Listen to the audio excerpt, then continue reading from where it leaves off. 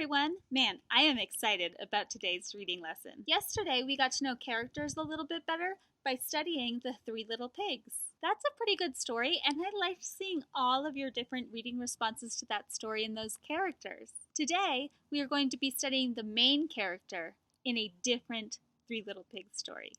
Learning about the main character. Books and stories can have many different characters. Here is an example of one of the reading responses that one of our friends submitted yesterday. You can see in this story, The Three Little Pigs, there were the pigs, the mom, the wolf, the straw man, the stick man, and the brick man. Many different characters in this story.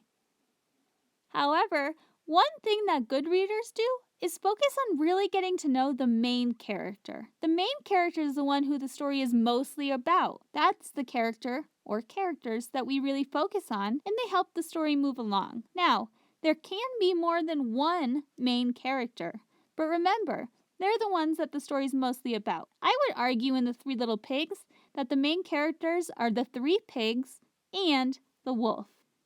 Today, we are going to closely study the main character of a new book. We are going to be learning about the true story of the Three Little Pigs. In this version of the Three Little Pigs, the wolf is actually the main character. Because he's the main character, we are going to pay special attention to who the wolf is, what he likes, and the kinds of things that he says and does in this story. Okay, so this story is called The True Story of the Three Little Pigs. Hey, Miss Roche, why does it say the true story of the Three Little Pigs? I thought the story we read yesterday was true. You know, I was wondering the same thing. I bet if we look at the cover, we can get a little sneak peek about what the story's going to be about. Ooh, okay. So, I see a bunch of stuff that I'd really like to share. Go on.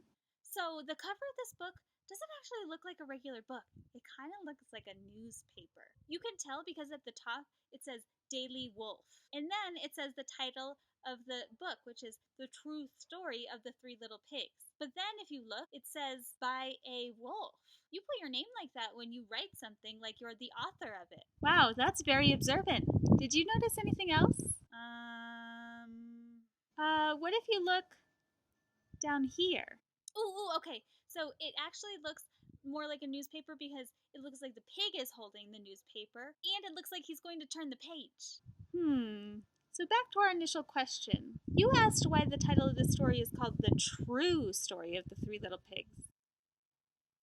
Now, I don't know exactly why that is yet, but I think because it says by a wolf on the cover, that we might actually be hearing the wolf's side of this story. Maybe things didn't happen exactly the way that they said they did in the book we read yesterday. Let's read the book today to find out. Then once you've read the book, it's time to do our seesaw activity for today. For this activity, I am filling out a character profile on the main character in the story, which is the wolf. In this box, it says to add a photograph. I can use the Move tool to move any of the pictures on the side into that photograph box if I would like to. This box says to write his name. This box says list 3 adjectives which describes them. I know adjectives are words that describe a character, like nice, funny, sneaky, or mean. This box asks you to list the character's likes. This box asks you to list the character's dislikes. This box asks you to tell something interesting about them. And this box says they are important to the story because. When you are finished, click the green check mark to submit your work.